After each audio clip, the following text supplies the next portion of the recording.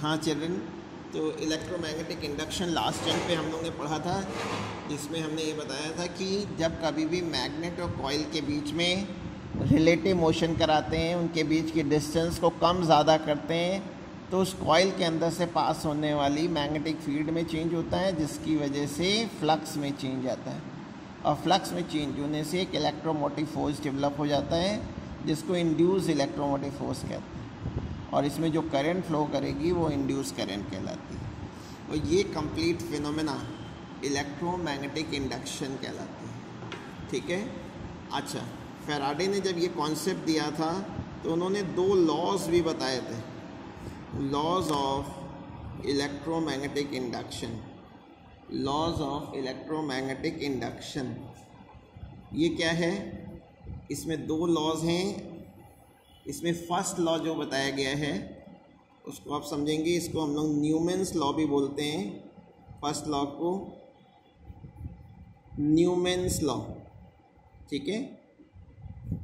तो first law में ये बताया गया था कि जब कभी भी किसी मैग्नेट और कॉइल के बीच में रिलेटिव मोशन करेंगे, तो रिलेटिव मोशन मीन्स मैग्नेट और कॉइल के बीच की डिस्टेंस सेम नहीं रहनी चाहिए, घटती बढ़ती रहनी चाहिए।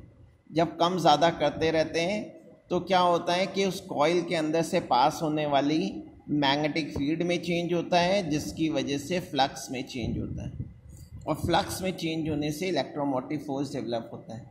और बस ये इलेक्ट्रोमोटिव फोर्स केवल तभी तक डेवलप होगा जब तक कि आप फ्लक्स में चेंज कर रहे हैं।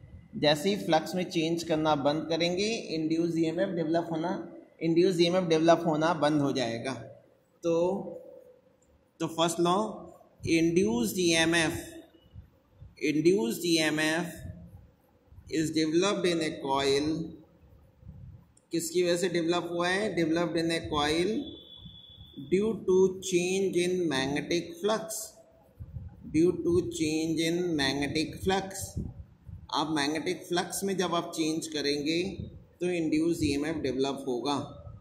एंड इट लास्ट, ये तभी तक रहेगा, and it last till there is change in magnetic flux. Till there is change in magnetic flux.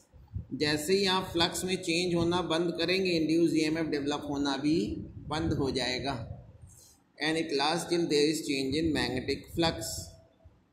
तो फर्स्ट लॉ क्या हो गया कि जब तक आप कॉइल के अंदर से पास होने वाली मैग्नेटिक फील्ड में चेंज कर रहे हैं, तब तक इंड्यूस ईएमएफ डेवलप होगा। जैसे ही आपने कॉइल या मैग्नेट को मूव कराना बंद किया, इंड्यूस ईएमएफ भी 0 हो जाएगा। ये फर्स्ट लॉ था children.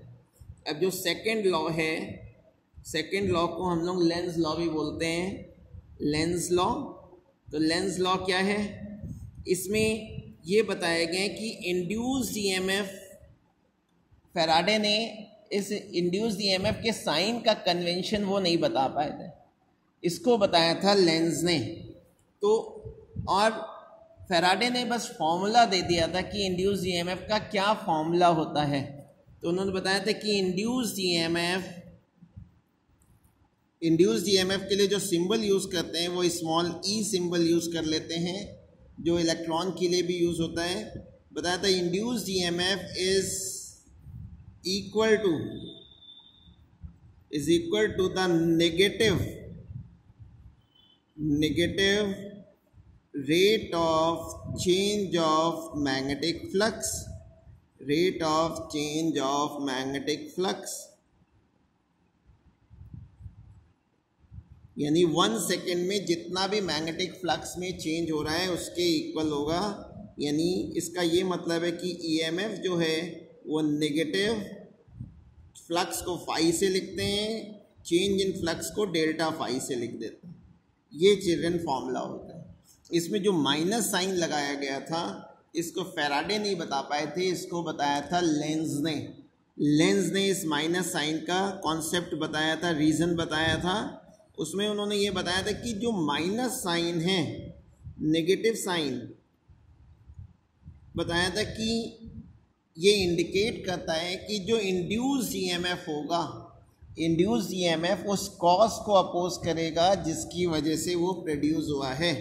Negative sign indicates that induced EMF opposes the cause due to which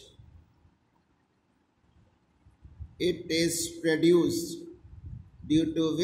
produced, यानी induced EMF change in magnetic flux का अपोज करेगा। ठीक है, ये फैराडे सेकंड लॉ था। अब इसी को हम लोगों को देखना है कि यानी हमने आपको दो लॉज बता दिए। फर्स्ट लॉ तो था आपका कि इंड्यूस EMF कैसे प्रोड्यूस होता है। इंड्यूस EMF प्रोड्यूस होता है चेंज इन मैग्नेटिक फ्लक्स की वजह से। ठीक है, और ये कब तक डेवलप होगा? जब तक कि फ्लक्स में चेंज हो रहा है। अब नेक्स्ट इसमें हमें देखना है लेंज लॉ। लेंज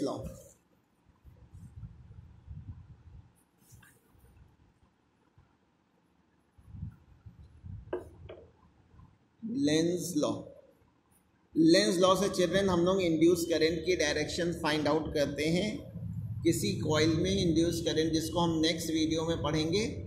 आज मैं लेंज लॉ के स्टेटमेंट तक बता रहा हूँ।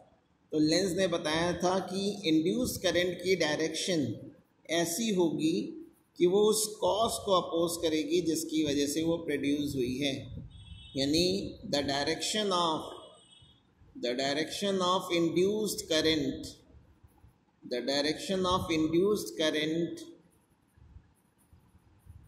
is such that it always opposes the cause.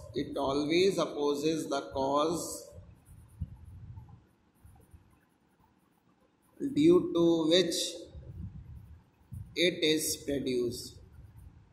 ठीक है, इस कॉज के बारे में हम लोग नेक्स्ट वीडियो में डिस्कस करेंगे। देखिए चिल्ड्रन, इसमें से एक आध चीज़ें ऐसी हैं जो थ्योरी में नहीं आती हैं, लेकिन आपको कुछ ऐसे क्वेश्चंस आए हुए हैं जिनके लिए आपको ये आना ज़रूरी है। ठीक है, उसके लिए मैंने बताया है। आज की लास्ट हेडिंग है Fleming's right hand rule. Fleming's right hand rule ये है कि अगर हम थंब, फोर फिंगर और सेंट्रल फिंगर को इस तरह से फैला लें कि वो म्यूचुअली परपेंडिकुलर हों, तो थंब मोशन को बताएगा, यानी कंडक्टर की वेलोसिटी की डायरेक्शन को, फोर फिंगर मैग्नेटिक फील्ड की डायरेक्शन को, और सेंट्रल फिंगर इंड्यूस करंट की डायरेक्शन को बताएगा। हाँ, तो ये फ्लेमिंग्स राइट हैंड रूल का मैंने डायग्राम बनाया है। इससे इंड्यूस करंट की डायरेक्शन निकालते हैं, करंट की नहीं निकालते। करंट सेल की वजह से फ्लो करता है, इंड्यूस करंट मैग्नेटिक फील्ड में चेंज होने की वजह से। तो अगर हम अपने राइट हैंड के थंब, फोर फिंगर और सेंट्रल फिंगर को इस तरह से फैला लें कि ये म्यूचुअली परपेंडिकुलर है, यानी ये थंब अगर हो गया, ये मैग्नेटिक फील्ड हो गई, ये थंब है, ये फोर फिंगर है, तीनों आपस में परपेंडिकुलर होने चाहिए, फोर फिंगर। तो जो इंड्यूस करंट होगी वो थर्ड सेंट्रल फिंगर से रिप्रेजेंट की जाएगी, सेंट्रल फिंगर। ठीक है, तो ये आपका राइट हैंड थंब रूल है। We stretch our right hand thumb, four finger and central finger in such a way that they are mutually perpendicular to each other, then if thumb is in the direction of motion, forefinger in the direction of magnetic field, then the central finger will indicate the direction of induced current.